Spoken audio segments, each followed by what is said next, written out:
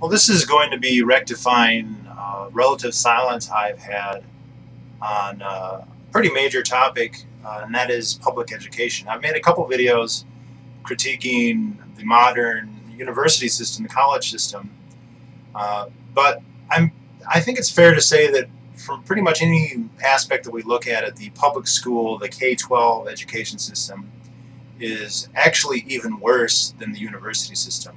For one, it's essentially mandatory. It's compulsory. Fortunately, substitutions are allowed, including some good substitutions, but it is mandatory. And it's also much more centralized even than the university system, and even less connected to the market. There's even less customer-provider relationship than there is with the university systems, and there's almost none with the university systems. On the same token, it's one of those essentially sacrosanct parts of society. People can debate about this or that. Certainly, people can debate about war and gun control and many other issues. Not all issues, but many other issues. Drugs. But schools are something that people tend to have a very nostalgic, very strong conservative bias towards. And there's an enormous amount of acceptance of the status quo and rejection of whatever substitutes one might come up with. Now, there are so many misconceptions about what public schools ought to do, what they actually do, how they should be run, how they shouldn't be run, that there's no way I can even begin to cover it in a single video. And so in this first one, I don't know if this is going to be a series all lined together, but I just trying to think about how I was going to address this. I realized there's no way I can do it comprehensively in one video. So I'm going to try and address one point, and the first point that I want to address, I think maybe it's not the most fundamental, but it's a pretty fundamental one, and that is the misconception that there needs to be some kind of universal standard of education that should or ought or must be applied to everybody. Basically, that there should be some kind of functional, actual egalitarianism when it comes to education. And I think that this is totally false. Now, this by itself does not invalidate public schooling.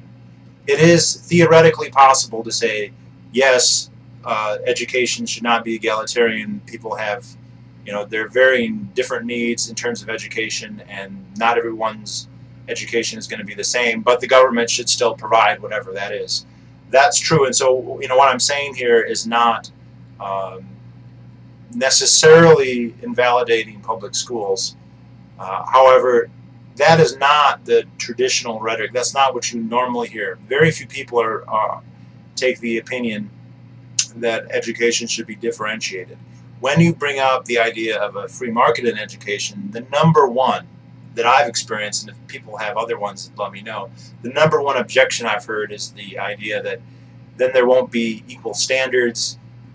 You'll have basically the fear is that you'll get an overclass and then an underclass, and the overclass gets a good education and everyone else gets a poor education. That there'll be a variance, and that's not fair. That we need a level playing field. There's a whole bunch of buzzwords here, and that any system that doesn't provide that is inferior. Now, right off the bat, current public schools do not do that. We already have a two-tiered system, and the two-tiered system is the plebs, the lower classes, go to public schools, and the political elite and the rich and powerful and the those in the lower classes who care enough about their children's education and can afford to put in the time or money to do so, send their children to private schools or they homeschool them. And there's even within the private schools, there's an elite cadre of private schools, essentially in the Northeast, but they have, similar institutions across the country, and that's where the political elites go to. Obama's children do not attend public schools. Joe Biden's children didn't attend public schools. Bush children didn't attend public schools. Once you get to the national level, that's pretty unusual. And so the idea that, oh no, there'll be a two-tiered system or multi-tiered unegalitarian system, we have that currently, and it's the hypocrisy of the politicians, the main proponents of the public schools, the fact that they are not sending their children to public schools. And you can make an excuse for someone like Obama's children, like, well, they're famous and there'll be threats against them. That's true, although I don't see why their Secret Service protection couldn't follow them to, you know, William McKinley High School or whatever they'd normally be going to. But it doesn't apply, that security concern doesn't apply to every politician or every rich and powerful person. Second, even within the plebeians, even with the rest of society that go to public schools, there are wildly different results from public schools. There are some public schools who the majority of the graduates are essentially high functioning and they do well in society, and there are other public schools that have little to nothing to show for the millions of dollars that they spend. There's literally no evidence that they have done even a lick of good, or it's anecdotal evidence that they've done any good. But most evidence, including anecdotal evidence, is that they don't do any good. And I think the kind of statist response is that, well, that's an issue of funding, but this really doesn't follow, because there are many of the worst public schools are among some of the best funded. I think it actually is a really good indicator if you want to find out what parts of society have stable, high-functioning, outside of government society, as in functioning families, functioning communities. In those situations, whatever public schools you have are going to do okay. If you have, it's cliche and it's not automatically always have to be this case, but if you have a community where you have two-parent homes, you don't have a lot of divorce, you don't have a lot of poverty, you have stable family relations, nuclear families. I'm not saying this is the only way, but this is kind of not the standard, but really good indicators of high function in terms of personal development. The children in that community / society are going to do fairly well in whatever institution you put them in. And if you have, likewise, you have a society that doesn't have that, there's a lot of single-parent homes, there's a lot of welfarism, there's a lot of pauperism, there's a lot of intemperance and drug use and whatnot, then those children are not going to do well, and it really doesn't matter how much money you throw into it. And so I think that it's even, in a sense, I'm not blaming them, the government schools, for the failure of students in, say, the worst urban centers or the most poverty-stricken rural, did I say urban? Rural, you know, in the most poverty-stricken areas. Although on the same token, usually government programs can account for some of that poverty. That's a different topic. On the other hand, though, I don't think it's fair to say that if you go out to this, you know, nice picket-fenced suburb with a really high income and whatnot, and then you see, oh, look at their graduates, they're all going to college, they're all getting decent jobs, that must be a great public school. Not necessarily. In fact, probably not. I think it's unreasonable to assume that parents who care about their kids and are willing to enhance their lives through education, absent public schools, they'd suddenly become, you know, morons. And that is essentially the implication in the rhetoric that you know, we need to have an equal playing field. Now, the other implied part of this argument, aside from the fact that people seem to think that government schools are already doing this, even though they're obviously not, is the idea that there should be some kind of standard, one-size-fits-all education that, you know, everybody needs, and anyone who doesn't get is going to be, you know, disabled or handicapped in some way. And I think that this is yet another fallacious idea that doesn't really stand up to any scrutiny whatsoever, that kind of stems from egalitarianism generally. I don't think there is any reason to assume this. Children and their families, and I think, you know, the rights and the abilities of children to act in their own agency kind of is something that comes up repeatedly in these discussions, and I think that's a separate topic, but I'm going to kind of I'm going to assume that there's a unanimity of interest between what the child wants and or needs and what his family thinks he needs, which I know is not always the case, but it often enough is, and usually children are not going to have enough independence, especially for the younger ages, to be asserting differently, even if they felt differently or to know differently. That is a separate topic, but for now I'm going to kind of, for the simplicity of not qualifying it every time, say that those two are uniform. Not every child has the same interests, has the same abilities, has the same skills or talents. They don't all place the same emphasis on education, and there is no reasonable way to say that that is quote-unquote wrong. You know, the really cliched answer is to say, well, we need to have, you know, reading, writing, and arithmetic, but that's in and of itself incredibly general.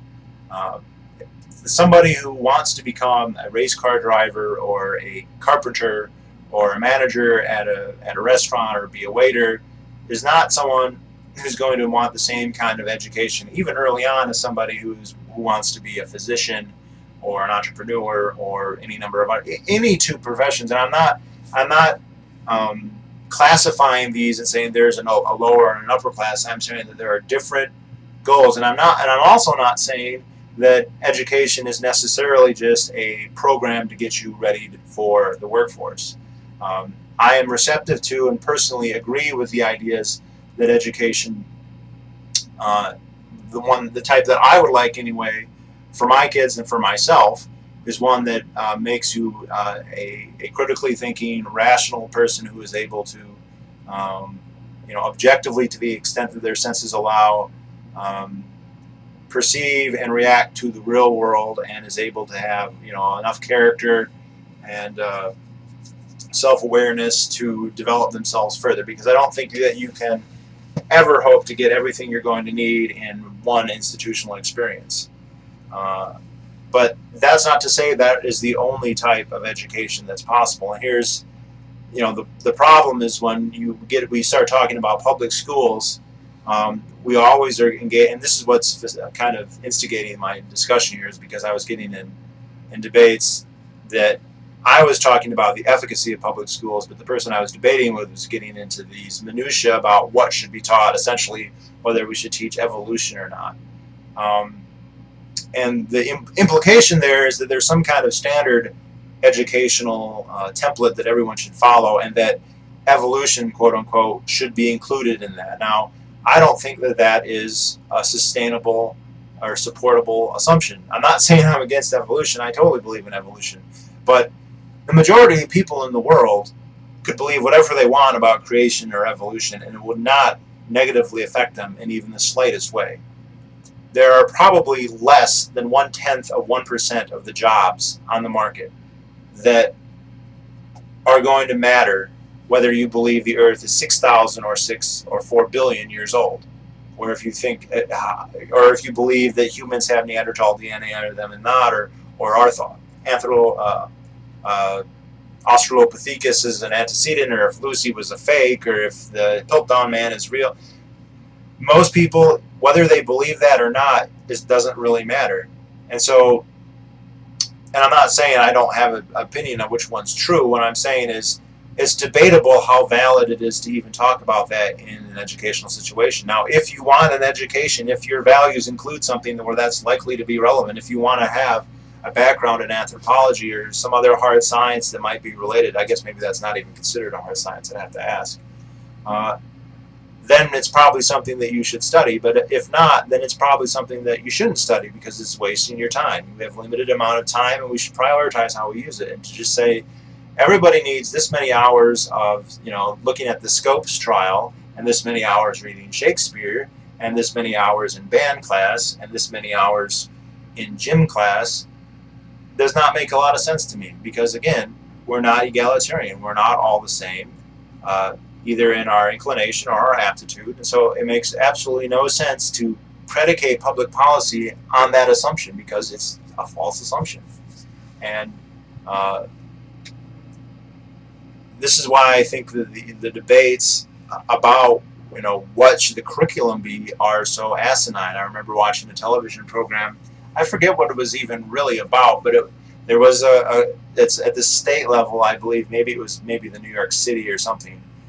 There was a curriculum debate, and basically it got down to, should they teach about the Empire of Mali, or should they teach about the Armenian genocide? And to me, that's like saying, should you learn how to juggle, or should you learn how to bowl? They are apples and orange. I mean, those are even too similar.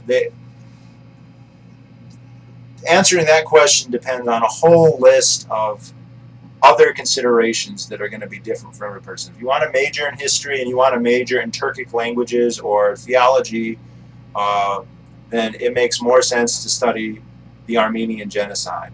If you want to, study West Africa, then obviously Mali makes more sense. However, if you want to be a particle physicist, it makes no sense whatsoever to waste your time talking about Sub-Saharan Africa or Anatolia.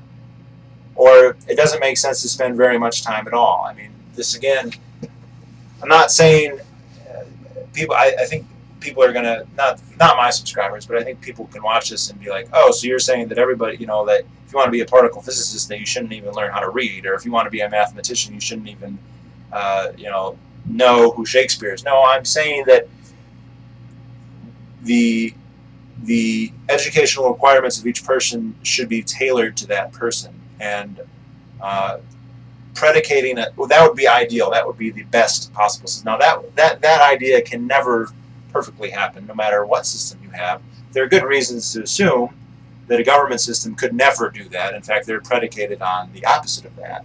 But my point is that you can't justify government public schools on the grounds that it's not going to be egalitarian unless you assume that egalitarian, one-size-fits-all education is actually normative, and it's not. It doesn't make sense. The educational goals of a child should be set by the child and by the child's family. And if those goals do or do not include whatever it is that you have a personal preference for, is quite frankly not relevant. As long as you're not being forced to subsidize them. That is why all these discussions suddenly become political points that we have to argue about, is because if you are forced to subsidize it, then all of a sudden you do have an interest in it. But the point is that you shouldn't be able to have a say in that.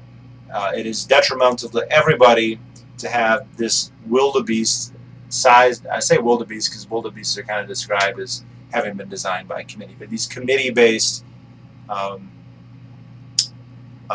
uniform educational standards. The other thing is, even if there was some ideal pedagogic perfection, there was such a thing, it's pretty clear governments are not trying to figure out what that is. The curriculum of schools and the policies of schools are based on political incentives. They're based on political discussions. Now, where those finally reside is actually kind of hard to determine. You have the local school boards, then you have the state administrations, then you have the federal administrations, and all of them have an influence on it. But all of them have political incentives, and they actually are, to a large extent, similar, but they're different in certain ways. And that's the main contributing factor on what gets in the curriculum. Not any kind of, we've discovered that the perfect thing is this, this, and this, and so that's what we're going to institute. That is not what happens at all.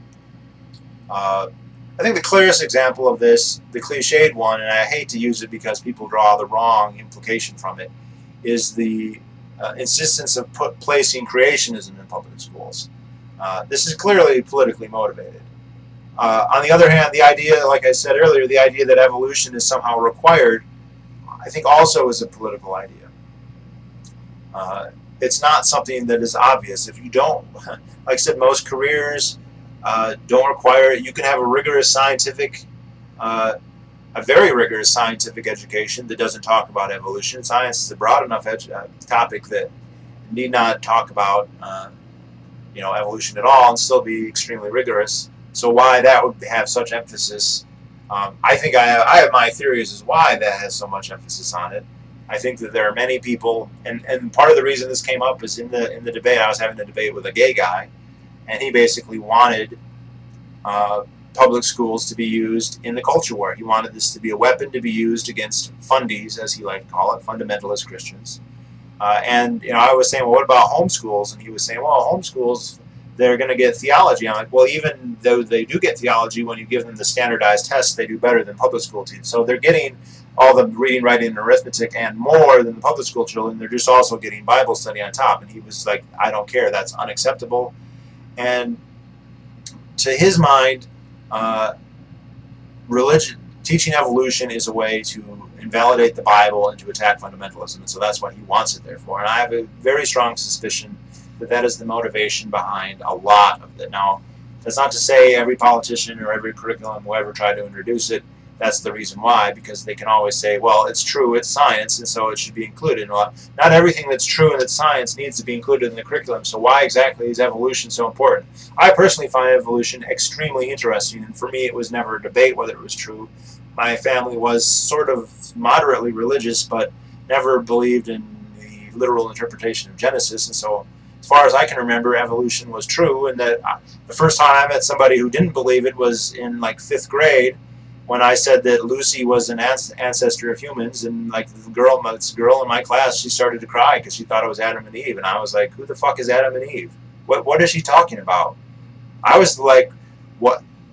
Those stories from Sunday school you actually thought were like literally true? Like I always basically assumed that they were kind of like just stories to kind of teach lessons from, and that they weren't literally true. It was like reading a Berenstain Bear book or something, you know, not. But that doesn't mean evolution needs to be included in education for everyone. Not at all. And I think that's part of the reason it is because people see it as a potential weapon in the culture war, which the people within the civic bureaucracy that runs the public schools often have sympathies in that way. Although their political masters can be Republicans who want to get fundamentalist votes, and so they'll be happy to come out there and say, okay, we're going to have you know, creationism as a valid alternative to evolution kind of question. But the whole point is that that's the wrong debate. The debate, I mean, any serious pedagogue should admit that there is not some standard that everyone needs to get. If you're going to just say something really basic like reading, I'll try and put a link, but there is a special ed teacher who used to write for Lou Rockwell for a long time. I think she stopped, but she taught special ed in Michigan. Her name was Linda Schrock Taylor. And I read a couple of her articles. She also was interviewed by, I think, by Lou Rockwell, but also by Scott Horton at least once. But anyway, she specialized in educating in public schools, actually,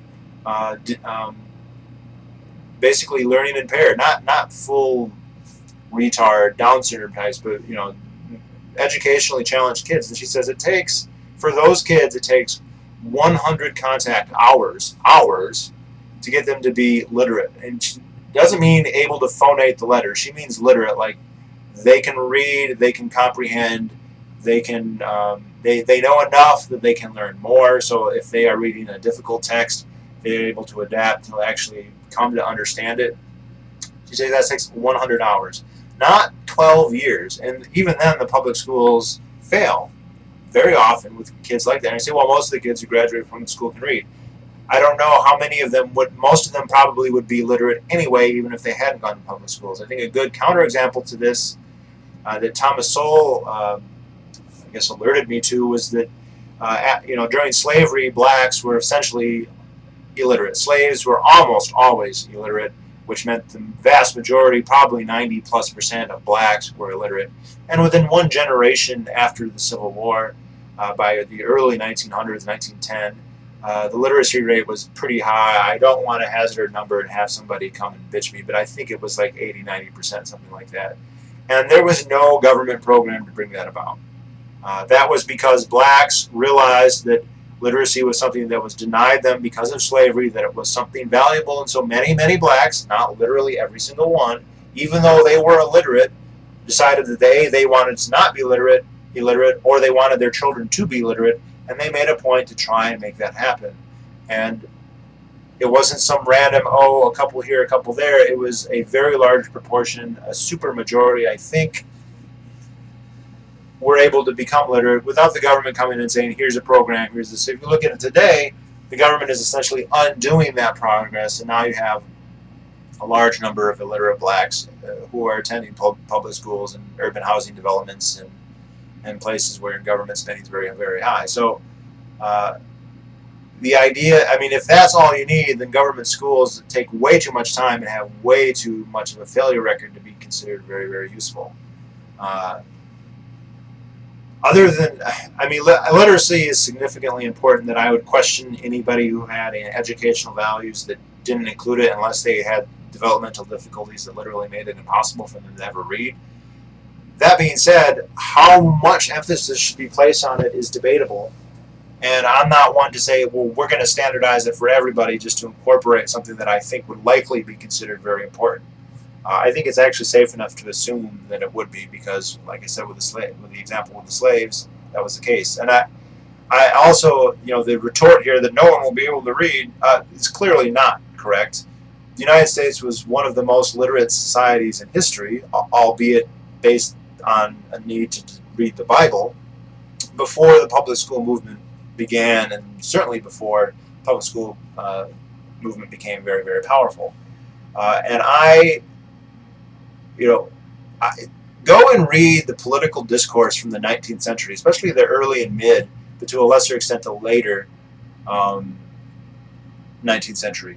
The stuff that they are writing and saying is so over the head of people today that the idea that prior to public schools we were all a bunch of idiots is, to my mind, totally counterfactual.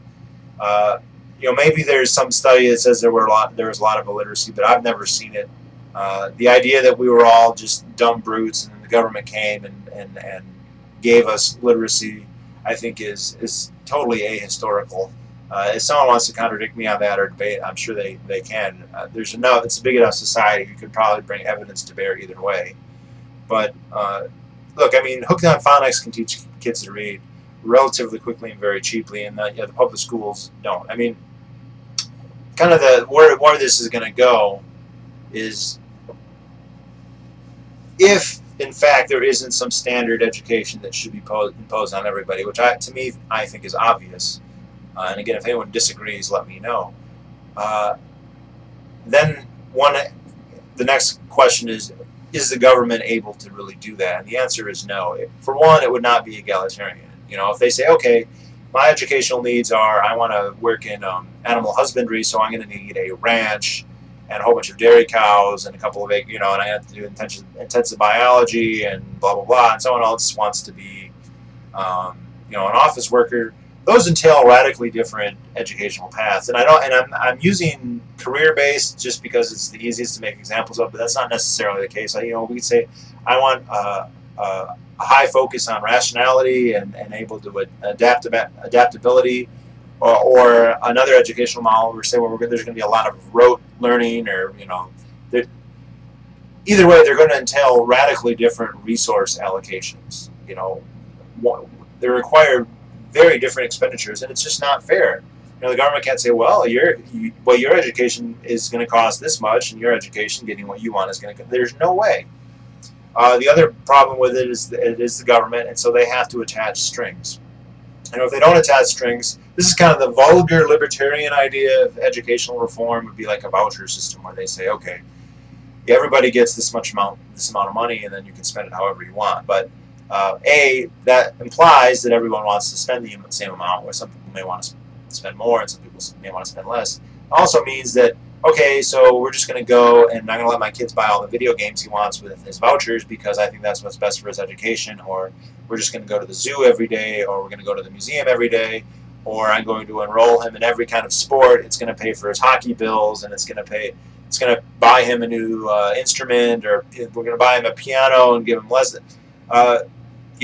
I can just see the hue and cry of, oh, look, this one guy bought all these textbooks, and this other family, they used all the money and they went and they got a whole bunch of beer, which is actually what would probably happen. So they're going to have strings attached, and the strings are going to be like, there has to be somebody that's approved, and it has to be a certain kind of school, and then they get in the whole, who are they approving, who are they not approving, and it's kind of, they're de facto, they're directing the entire market to meet their personal views at the political level, and so you really haven't fix the ultimate problem here. You've just kind of shifted the means by which it comes about. It's a little bit more roundabout than the government directly dictating, but then dictating where you can spend your voucher money is going to end up being the same thing anyway. So not only that, if the government's going to just handle it all in-house, government workers, even high-functioning ones who care, and there are some who do, and there are public school teachers who are decent pedagogues and who do really care about kids, they are not in a position, even the well-meaning, intelligent ones, to know what's best for a child relative to the parents. Now, we can always find, oh, you know, the family doesn't care about the kids and they're all a bunch of losers, so, you know, the cliched, romanticized public servant teacher is going to know what's best for that child. Yes, that can happen. That's exceptionally rare.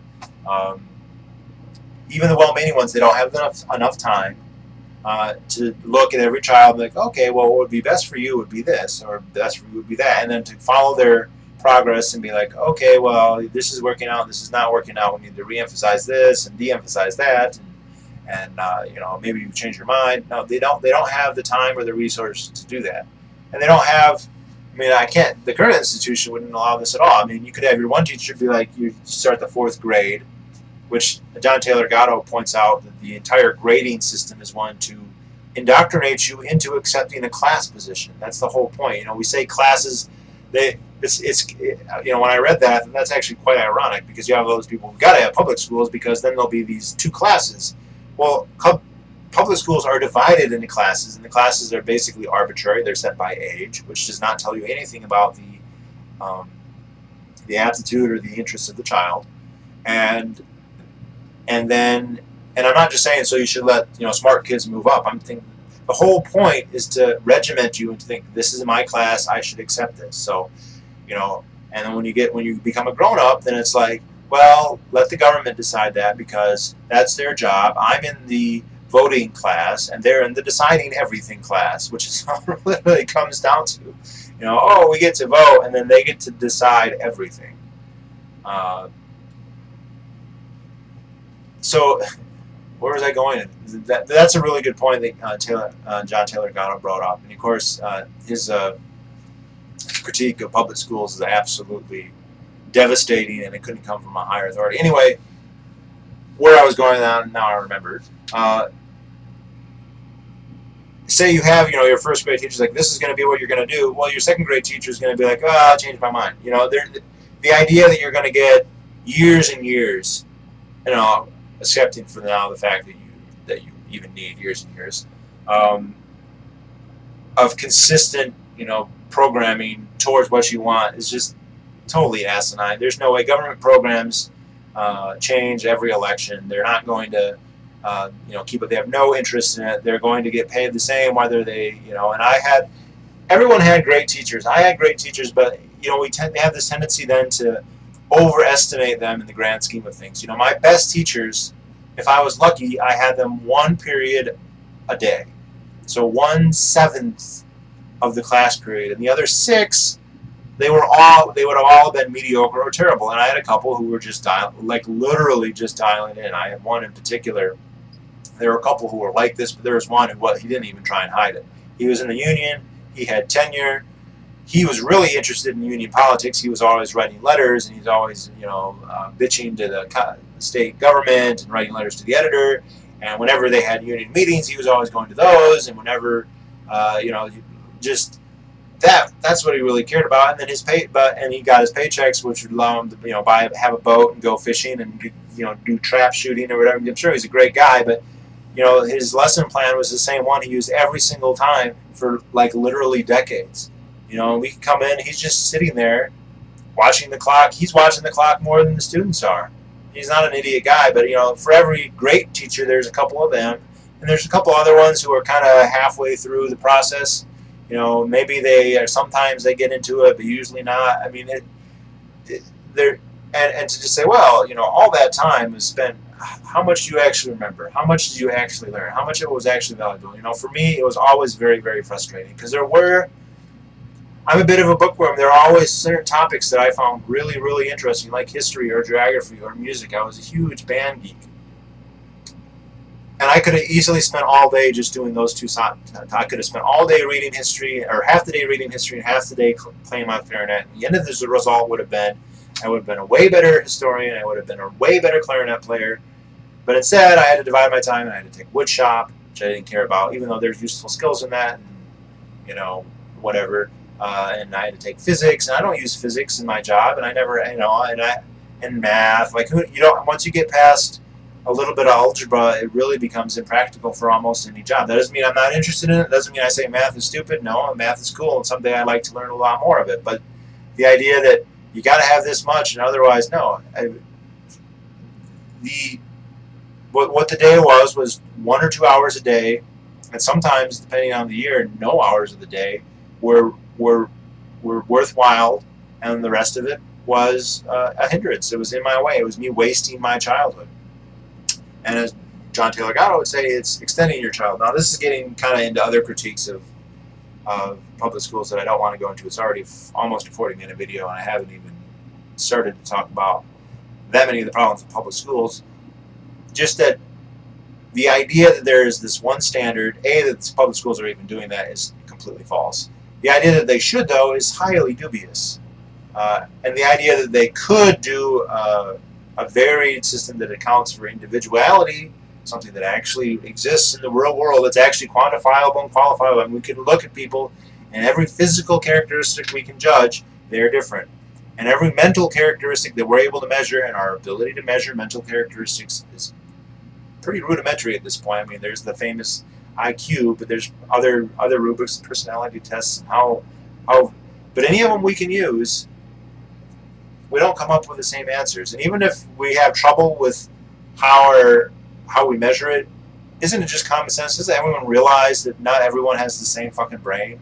There are differences. Now, are these innate? Are these learned? Obviously, to me, it's a combination of the two, and it's kind of a debate, but also a relatively irrelevant debate to how much is one or the other. And the end of the line is, unless we all were exactly identical and had identical experiences, we're not going to have the same brains. We're not going to react the same way. We're not going to have the same needs educationally or the same wants educationally. And the idea that, you know, that's what we should be striving for, to me, is counterintuitive.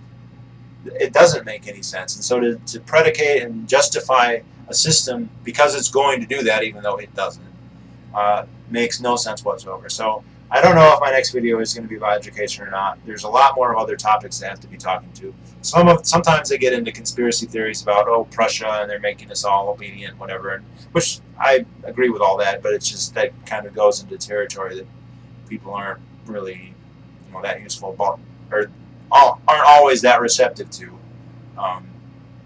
But yeah, I think that's going to be it for this. I mean, if somebody thinks that there is some objective, uniform idea of what your education ought to be, in the sense that you can tax others to pay for it, let me know. Otherwise, we need to refine the idea of even having such a system, and I think that's really important. This is one of the big ones. I think public schools, because there are alternatives, there are ways to get around it, especially because of homeschooling. Private schooling to a lesser extent, because private schooling tends to be relatively stringently regulated. And as long as you're being taxed, private schools are difficult. Homeschooling is usually relatively cheap, except in terms of the time commitment. So there's widespread dissatisfaction. It's interesting. People are dissatisfied with public schools, and it's kind of I think this is true with other topics. They'll say, well, the public schools where I live are fine, but public schools in general are not fine. And I'm not sure if this really means that they're really fine everywhere, if people just think that they're fine where they are when they're really not. But they don't perform very well, and they get paid more and more money. I should have made this point earlier. If indeed, like, you know, the free market would lead, if lack of government education is going to lead to a widening of the results gap, and there's going to be more stratification between rich and poor, then in the last 30 years, as government subsidy of education has increased dramatically, continuously, then there should be more egalitarianism, right? I mean, there should be less differentiation between the rich and the poor. There should be there shouldn't be such a wide variance between the two. But yet, that's the opposite. In the last 30 years, there's been, you know, stagnation in the middle class, but the rich have gotten richer and richer, despite the fact that we have all these public schools. So clearly, they're not doing the trick if that was what they were supposed to do. So that's all. It's all a separate video. That's just another failure of public schools. But anyway, that's going to be it, and I'll talk to you all later.